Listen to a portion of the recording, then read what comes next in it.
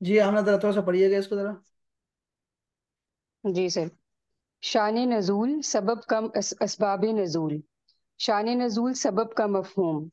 شان نزول اسباب نزول سے مراد وہ خاص پس منظر، بیک گراؤنڈ اور حالات و واقعات ہیں جن میں قرآن کی بعض آیتیں یا صورتیں نازل ہوئی ہیں۔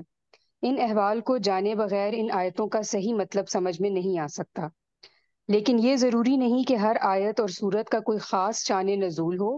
اس لیے قرآنی آیات کو دو حصوں میں تقسیم کیا جا سکتا ہے، ایک وہ جن کا کوئی شان نزول ہے اور دوسری وہ جن کا کوئی شان نزول نہیں ہے۔ تاہم یہ ایک حقیقت ہے کہ جن آیتوں کا کوئی خاص شان نزول ہے اس کو جانے بغیر قرآن مجید کے اس مقام کو نہ تو صحیح طور پر سمجھا جا سکتا ہے اور نہ اس کی درست تفسیر ہو سکتی ہے۔ مثال کے طور پہ قرآن مجید میں ہے کہ بے شک صفا اور مروہ اللہ کی نشانیوں میں سے ہیں، اس لیے جو شخص بیت اللہ کا حج کرے یا عمرہ کرے تو اس پر کوئی گناہ نہیں کہ وہ ان دونوں کے درمیان صحیح کے پھیرے لگائے، اور جو کوئی خوشی سے کوئی نیکی کرے تو اللہ قدردان ہے اور سب کچھ جاننے والا ہے۔ بظاہر اس آیت کا مطلب یہ ہے کہ حاجی کے لیے اور عمرہ کرنے والے کے لیے صفا اور مروہ کے درمیان صحیح کرنا، تیز چلنا ضروری نہیں ہے۔ کوئی صحیح کرے یا نہ کرے اس سے کوئی فرق نہیں پڑتا، لیکن حقیقت میں ایسا نہیں ہے، بلکہ عمرہ یا حج کرنے والے کے لیے صحیح کرنا واجب اور ضروری ہے۔ اس کا سبب یہ ہے کہ دورہ جاہلیت میں مشرکین نے ان دونوں مقامات پر دو بت اصاف اور نائلہ رکھے ہوئے تھے۔ مسلمانوں کو ان مقامات کی صحیح کرنے میں تردد ہوا تو فرمایا گیا کہ ان کی صحیح کرنے میں کوئی مذائقہ نہیں۔ پھر جب نبی پاک صلی اللہ علیہ وآلہ وسلم نے صفا اور مروہ کی صحیح فرمائی تو اب یہ کام واجب اور ضروری ٹھہرا۔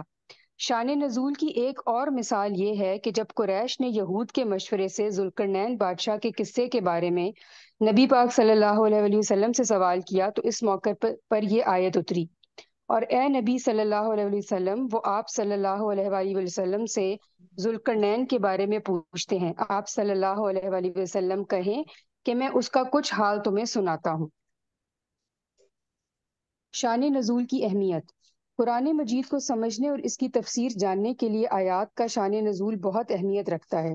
اس حوالے سے چند اقوال ملاحظہ ہوں۔ امام سیوطی متوفی 911 ہجری لکھتے ہیں کہ بعض محققین علماء نے دیکھیں، کہا ہے، یہ ایک تو متوفع ہے، متوفع جو متوفع، جو وفات پا جائے وہ میت کو یعنی متوفع کہتے ہیں، وہ ڈیٹ لکھے تھے۔ اچھا ایسے چونکہ یہ ان کی نا پیدائش کا نہیں پتہ ہوتا نا، تو ہم اعتبار کرتے ہیں ان کی وفات کا، وہ آخری دن ان کا جی، ہوتا ہے، اس سے بہت زیادہ فائدہ ہوتے ہیں، بہت سارے ملاقاتیں ان کی اساتذہ کے ساتھ، آخری کتابیں کب لکھی، ان ساری چیزیں پتہ لگتی ہے، تو متوفع ہی لکھا جاتا ہے۔ اور یہ دوسرا لفظ ہے محققین کے نام، محققین۔ محققین، ٹھیک ہے سر۔ جو شخص صورتوں اور آیتوں کے نشان نزول سے واقف نہ ہو اس کے لیے جائز نہیں ہے کہ وہ قرآن مجید کی تفسیر بیان کرے۔ سمجھے آپ؟ امام جی، امام شاطبی متوفہ 790 ہجری کہتے ہیں کہ جو شخص قرآن مجید کو سمجھنا چاہتا ہے اس کے لیے سبب نزول یعنی شان نزول کا جاننا بہت ضروری ہے۔ امام ابن تیمیہ ہاں نہیں، تیمیہ، تیم یا تیمیہ تیمیہ تیمیہ متوفہ 728 ہجری کی رائے یہ ہے، سبب نزول یا شان نزول جان لینے سے آیت کا مطلب سمجھنے میں بڑی مدد ملتی ہے۔ شان نزول کے بارے میں ایک اہم اصول۔ شان نزول کے بارے میں علماء تفسیر اور علماء اصول کا ایک مسلمہ اصول ہے کہ الفاظ کے عام ہونے کا اعتبار کیا جائے گا اور اسے کسی موقع کی وجہ سے خاص نہیں سمجھا جائے گا۔ مطلب یہ ہے کہ جن آیات کا کوئی خاص شان نزول ہوتا ہے ان کے حکم کو صرف مخصوص موقع ہی کے لیے ضروری نہیں سمجھا جاتا، بلکہ اس کے حکم کو عام قرار دیا جاتا ہے۔ چنانچہ یہ نہیں کہا جائے گا کہ کیونکہ فلاں آیت فلاں شخص کے بارے میں نازل ہوئی لہٰذا اس کے بارے میں جو حکم آیا وہ بھی اسی شخص کے ساتھ ہے، بلکہ وہ حکم عام بھی ہو سکتا ہے اور سب کے لیے ہو سکتا ہے۔ مثال کے طور پہ سورہ مجادلہ میں زہار کے بارے میں جو آیات اتری ہیں وہ اگرچہ دو خاص میاں بیوی کے بارے میں نازل ہوئی تھی، لیکن زہار کا حکم عام ہے، صرف انہی میاں بیوی کے ساتھ مخصوص نہیں ہے اور دوسروں پر بھی اس کا حکم اطلاق یا اپلائی ہو سکتا ہے۔ یہی معاملہ قرآن مجید کی ایک دوسری آیت کا بھی ہے۔ ایک آیت یا صورت کے کئی شان نزول۔ کبھی ایسا ہوتا ہے کہ تفسیر کی کتابوں میں بعض آیتوں یا صورتوں کے ایک سے زیادہ شان نزول لکھے ہوتے ہیں، اور ان کی تعداد بعض اوقات 20 تک پہنچ گئی ہے۔ اس سے ایک عام قاری کے ذہن میں سخت الجھن پیدا ہوتی ہے اور وہ کچھ سمجھنے سے قاصر ہوتا ہے کہ یہ کیا ماجرا ہے۔ در حقیقت کسی آیت کا صرف ایک ہی شان نزول ہوتا ہے، لیکن صحابہ کرام اور تابعین جب یہ دیکھتے تھے کہ فلاں آیت یا سورت کے حکم کا اطلاق یا اپلیکیشن کسی اور واقعے پہ بھی ہوتا ہے تو وہ اس دوسرے واقعے کو بھی اسی آیت کا شان نزول قرار دے دیتے تھے۔ اس بارے میں امام زرکشی رحمۃ اللہ نے اپنی کتاب البرہان فی علوم القرآن میں لکھا ہے کہ صحابہ اور تابعین کی یہ عادت ہے کہ جب وہ کہتے ہیں کہ حاذہ الآیۃ فی کذا، یہ آیت اس بارے میں نازل ہوئی ہے، تو اس سے ان کا مقصد یہ نہیں ہوتا کہ صرف یہی واقعہ اس آیت کا شان نزول ہے، بلکہ مطلب یہ ہوتا ہے کہ اس آیت کے حکم کا اطلاق اس دوسرے واقعے پر بھی ہوتا ہے۔ لیکن تفسیری کتب میں موجود کئی کئی شان نزول والی آیت یا سورت کا اصل شان نزول معلوم کرنا خاصا مشکل کام ہوتا ہے، اور اس میں بڑی تحقیق اور غور و خوض کی ضرورت ہوتی ہے۔ اور ایک مصفر کے لیے یہ بڑا امتحان ہوتا ہے کہ وہ مختلف شان نزول رکھنے والی آیت کا شان نزول معلوم کرے۔ شان نزول کے بارے میں کتابیں۔ شان نزول کے موضوع کی اہمیت کے پیش نظر بعض علماء نے اس پر اپنی مستقل کتب بھی لکھی ہیں۔ مثال کے طور پر امام واحدی کی اسباب النزول، امام سیوطی کی لباب المنقول فی اسباب النزول۔ ان کے علاوہ حدیث اور تفسیر کی کتابوں میں بھی کئی آیتوں اور صورتوں کی شان نزول بیان کر دیے گئے ہیں، جیسے صحیح بخاری کی کتاب التفسیر، تفسیر ابن جریر طبری، تفسیر ابن کثیر۔ ان کتب میں شان نزول سے متعلق تمام بحثیں مل جاتی ہیں۔ بہت اچھے بھائی، بس یہ دیکھیں، اچھا یہ دیکھیں یہاں پہ سوالات جوابات سے بھی ہمیں چیزیں پتہ لگ سکتی ہیں۔ اچھا یہ دیکھیں شان نزول کی سے کیا مراد ہے، شان نزول سے کیا مراد ہے، ہمیں کیا پتہ لگا؟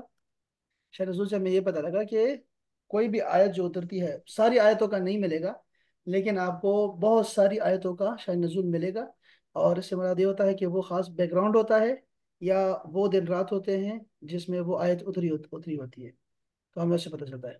اور مثال کے طور پہ ہم نے جیسے صفا مروہ کی بات ہم نے کی، کہ لگتا تو آیت سے یہی ہے کہ وہ صفا مروہ جو ہے وہ نفل ہے، ایسے جیسے وہاں صحیح کرنا اور دوڑنا، لیکن اصل میں سمجھایا ان کو یہ جا رہا ہے کہ اگرچہ یہاں بت پڑے ہوئے تھے پہلے، لیکن یہاں پہ اصل میں جو بت بھی پڑے ہوئے تھے تو اس سے پہلے بھی ایک واقعہ گزرا ہے نا، ان کا حضرت اسماعیل کی والدہ کا، تو وہ جو ہے ہم نے ان کی سنت پہ عمل کر کے ان کو امر کر دیا ہے کہ صفا مروہ کی طرف انہیں دوڑ لگائی تھی۔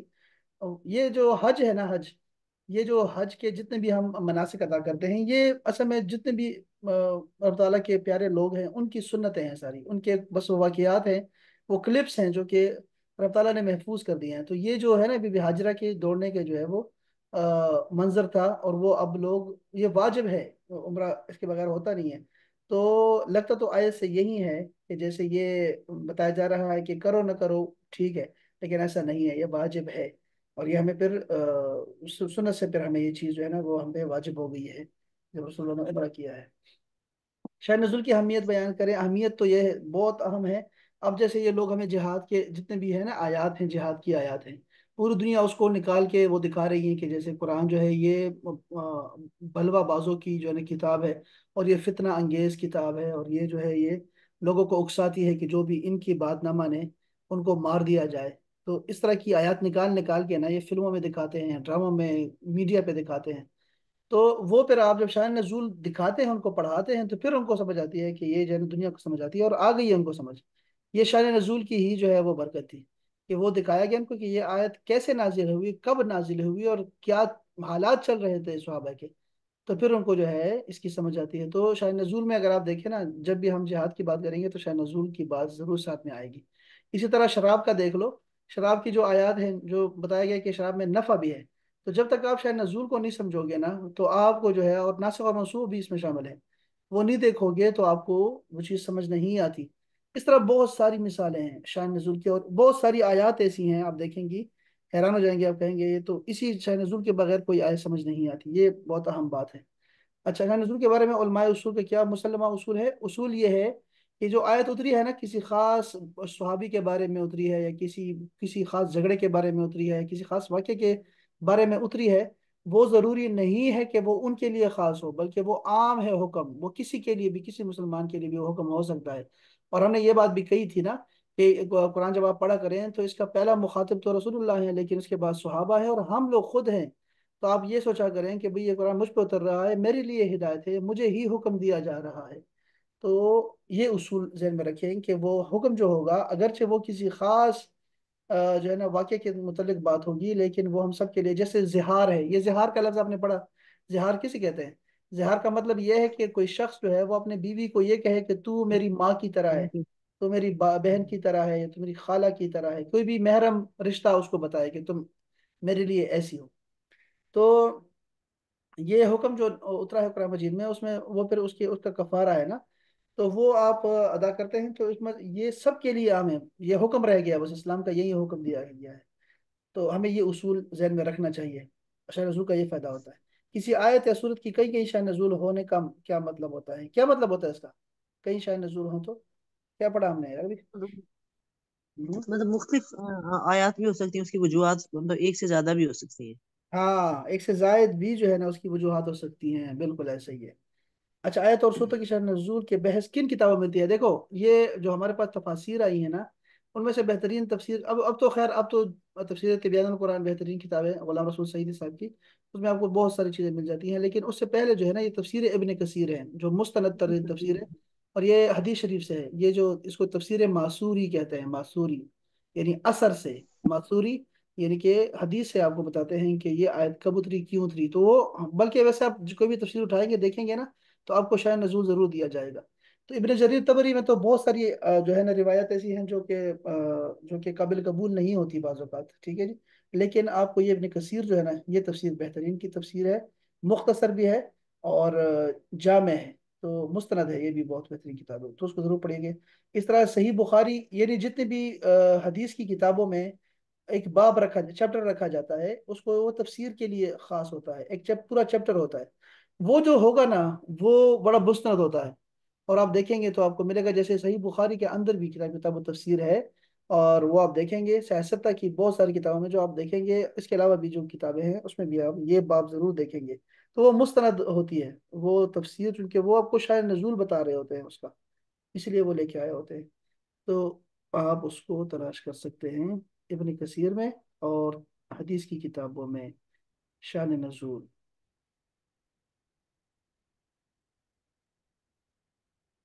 چلو یہ اچھا ہو گیا، یہ ہمارا یہ ٹاپک بھی.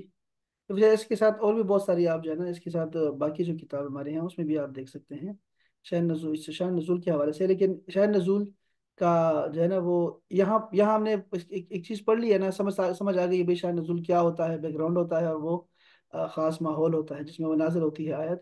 صورتوں کا بھی ہو سکتا ہے، آیت کے علاوہ صورتوں کا بھی ہو سکتا ہے.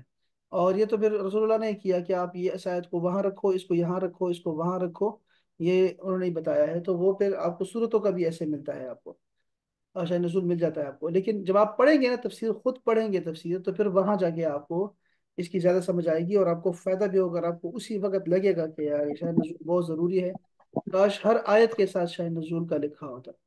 یعنی اس طرح جو ہے نا وہ پھر آپ کو یہ آپ کو اٹریکشن میں آپ کو لے کے آتا ہے. یہ دیکھیے یہاں یہ مختصر ترین ہم نے پڑھا ہے، لیکن بس یہ کافی ہے، اس سے زیادہ ہم نہیں اس کو پڑھنے والے. اچھا میں یہ سارے اس کو پڑھ لیا ہے، ذرا اس کو دیکھتا ہوں میں کہ کل کے لیے کیا ہونا چاہیے. پھر میں آپ کو ایک اور تصویر دکھاتا ہوں ذرا. اچھا یہ دیکھیں، قرآن کا تعارف، اصطلاحی معنی. یہ میں چاہتا ہوں ذرا ایک دفعہ نا ریویژن بھی ہو جائے. یہ وہی ہے، وہی کی کیفیات، نزول، پہلی وہی آخری وہی، یہ چیز ہم نے پڑھ لی ہے. ایک دفعہ نا اس کتاب کو دیکھ کے نا اس کی فہرست کو پڑھ لیں کہ ہم نے کیا کیا پڑھا ہے، قرآن کی خصوصیات کیا ہیں. یہ جو خصوصیات والا ہے نا یہ والا، اس میں یہ کلام الہی ہے، محفوظ کلام ہے، معجز کلام ہے، کامل ہدایت ہے، عالمگیر کتاب ہے، فصیح و بلیغ کلام ہے، تضاد سے پاک ہے، پرتاثیر کلام ہے، سچی پیشن گوئیاں اس میں کی گئی ہیں. یہ جو 5 صفحات ہیں نا اس میں سے یہ جو آئے ہیں، یہ اصل میں جو قرآن کی جو تعریف ہے، جو ہم نے تعارف پڑھا ہے قرآن کا، اصطلاحی تعارف، وہ تعارف اصل میں نے ان کو اس کو پھیلایا ہے اور سمجھایا ہے کہ ہمیں تعریف کیوں رکھی ہے اس کی. تو ایک دفعہ اس کو اپنے پاس پڑھ لیجیے گا، ہم نے پڑھا ہے میرے خیال میں اس کو، لیکن ایک دفعہ دوبارہ سے یہاں سے 5 صفحات ہیں صرف، یہ پڑھ لیں اس کتاب سے. جمع و تدوین کے بارے میں ہم نے عہد عثمانی تک پڑھ لیا کیا؟ یہ ہم نے پڑھ لیا عثمانی کا. عہد عثمانی تک پڑھ لیے؟ یہ مجھے یاد نہیں کہ ہم نے صدیقی تو پڑھا ہے، عثمانی پڑھا ہے کہ نہیں پڑھا، مجھے یاد نہیں آ رہا پرسوں۔ یہ آیت سورت نقطۂ اعراب منزل سپارے ہم نے شروع میں ہی پڑھ لیے تھے، مکی اور مدنی صورتوں کا ہم نے اس کی پہچان بھی پڑھ لی، اور بہت سارے اس کے فوائد پڑھے ہم نے، ناسخ اور منسوخ بھی ہم نے پڑھا، اور شان نزول آج پڑھا ہم نے۔ سر آ، عہد عثمانی تک ہم نے پڑھ لیا تھا، میرے نوٹس میں نے دیکھا۔ ہاں ٹھیک، شکر ہے، چلو اچھا۔ ویسے اس میں ہمیں ایک چیز کا اضافہ کرنا پڑے گا، ذرا یہ رسم عثمانی کا نا تھوڑا سا تعارف ہمیں ایک دفعہ پڑھنا پڑے گا، کہ انہوں نے چونکہ یہی چلا آ رہا ہے، سیدنا عثمان کا ہی چلا آ رہا ہے قرآن مجید، اس لیے ہمیں جو ہے چونکہ انہوں نے نا رولز بنا دیے تھے، انہوں نے حروف کو ہی چینج کر دیا، حروف کو چینج کر دیا انہوں نے، عربی کی جو جو چلا آ رہا تھا، قواعد ہیں، اصول ہیں، اس کو ہی چینج کر دیا قرآن کے لیے، قرآن کو خاص پیرائے میں انہوں نے لکھا، خاص انداز سے لکھوایا، تاکہ جو ہے وہ پہچان ہو سکے اور کوئی غلطی نہ کر سکے۔ تو ہمیں وہ میرے خیال میں تھوڑا بہت ہم پڑھیں گے اس کے بارے میں کہ کیا کیا چینجنگ ہے، یہ وہ ہر قرآن مجید کے آخر میں لکھا بھی ہوتا ہے اس بارے میں، تو ہم ذرا اس کو تفصیل سے ایک دفعہ دیکھیں گے۔ محکمات اور متشابہات کے بارے میں ہم نے بہت دفعہ پڑھا، علم تفسیر کی طرف ہم نہیں آئے ابھی تک، اور یہ اس سے آپ کو فائدہ بھی ہوگا تفسیر سے، بلکہ میں کہتا ہوں اس کو پڑھتے ہیں، علم تفسیر کو کل انشاءاللہ۔ یہ تفسیر کے اس میں جو میں آپ کو بتایا نا کہ تفسیر، یہ جو تفسیر معصوری ہوتا ہے، اور تفسیر بالرائے ہے، اور صوفیانہ تفسیریں ہیں، سائنسی تفسیریں آ گئی ہیں، نحوی تفسیریں ہیں، تو ہم ذرا اس کو بھی دیکھیں گے، فقہی تفاسیر ہوتی ہے، اس کا تعارف ہے کچھ ہمارے پاس، یہاں شاید نہ ہو، لیکن ہم وہ دیکھیں گے، وہ ہمارے پاس ہے، اس کی لسٹ ہے ہمارے پاس، یہ یہ جو ہم پڑھ رہے ہیں نا، یہ ہم پڑھ رہے ہیں علوم قرآن پڑھ رہے ہیں، اور یہ جو ہم کل پڑھنے والے ہیں یہ علم تفسیر، یہ ہمارا اس کو کہتے ہیں اصول تفسیر کے نام سے، یہ الگ مضمون ہوتا ہے، تو ہم اس کو اس کے ساتھ ہی پڑھ لیتے ہیں۔ یہ صفحہ 73 سے ہے، مہاپارا بھی اگر اس کو بھی دیکھے، ویڈیو دیکھے تو وہ بھی آپ پھر اس کو پڑھ لیں ایک دفعہ، اور آپ بھی ایک دفعہ پڑھ لیں اس کو، اور کوئی جو اصطلاحات ہوتی ہے نا، میں نے آپ کو اس شروع کرتے وقت میں نے آپ کو بتایا تھا کہ اس کو پڑھنے کا صرف فائدہ یہ ہوگا آپ کو، ویسے تو آپ کو بہت فائدہ ہوگا ان چیزوں کا، لیکن آپ اصطلاحات کو بھی سمجھیں، اصطلاحات بہت ضروری ہیں، تو اس میں جو لفظ آپ کو آئے اور آپ کو سمجھ نہ آئے لفظ کی، تو ہم نے اس کو یاد رکھنا ہے کہ یہ لفظ کو میں نے پوچھنا ہے کہ یہ کیا لفظ ہے، زہار کیا ہے، یہ محققین کیا ہوتا ہے، متوفع کیا ہوتا ہے، یہ الفاظ آپ کو آنے چاہیے، تو ہم اس کو بھی ذرا دیکھیں گے، کل ہم اس کو دیکھتے ہیں ذرا علم تفسیر کو ایک دفعہ انشاءاللہ۔ یہ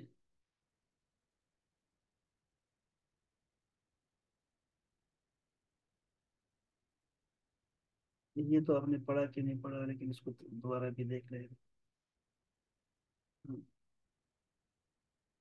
یہ وہی ہے جو ہم نے شاید ابھی پڑھا بھی ہے، لیکن اس کو آپ یہاں سے پڑھ بھی سکتے ہیں۔ الصدق، صدق کے بارے میں کیا فرمایا ہے امنا؟ صدق کس کہتے ہیں؟ صدق کا مطلب کیا ہے؟ سچائی سر، صدق، ہاں جی، سچ، سچ اور حق، سچ بولنا، سچ، ہاں، سچ سچ اور اور حق حق۔ بولنا اس کے بارے میں ہے بالکل، تو یہ آیت کیا بتاتی ہے ہمیں کہ ڈرو رب سے، اور صادقین کے ساتھ ہو جاؤ، یہ بہت اہم بات ہے کہ صادقین کے ساتھ ہو جاؤ، یعنی کہ سچوں کے ساتھ، حق والوں کے ساتھ ہو جاؤ، یہ ہمیں حکم یہ ہے۔ تواضع کے بارے میں ہے یہ آیت ہے، یہ ہم نے کل پڑھی تھی، یہ دونوں آیتیں میں نے کل پڑھی تھی، رفق کے بارے میں بھی میں نے پڑھا تھا، آپ کو بتایا تھا بڑا، رفق کا مطلب ہوتا ہے نرمی، نرمی سے پیش آنا، اور میں نے بتایا تھا کہ رب تعالیٰ نے فرمایا بھی دونوں جاؤ، موسیٰ ہارون اور فرعون سے نرم باتیں کرنا، نرمی سے بات کرنا، اندازہ کریں، تو انہوں نے لکھا ہے کہ نرمی سے، دیکھو اگر ایک دشمن ہے اور اس کے بارے میں بھی یہ کہا ہے کہ اس سے نرمی سے بات کرنا، تو اندازہ کر سکتے ہیں کہ ایک مسلمان کے ساتھ جو اللہ تعالیٰ کو مانتا ہو، وہ کتنا اس کو یعنی کتنا اس سے کتنی نرمی سے بات کرتا ہوگا رب تعالیٰ۔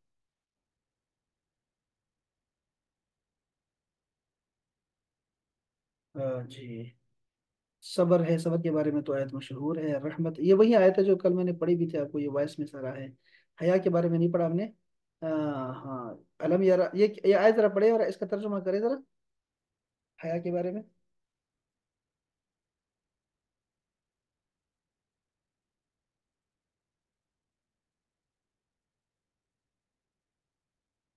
ہم نا हो अपने का डिस्कनेक्ट हो गया। चलें काफ़ी, इंशाल्लाह फिर ये महापारा के सामने पढ़ेंगे, महापारा से ही पढ़वाएंगे इंशाल्लाह। डॉक्टर साहब बहुत शुक्रिया, सलामत रहे हैं। वो अमना का भी डिस्कनेक्ट हो गया है, तो कल फिर इंशाल्लाह तफसील से पढ़ लेते हैं सारे, ये लड़के अंकल आ जाए। अस्सलाम वालेकुम वरहमतुल्लाह।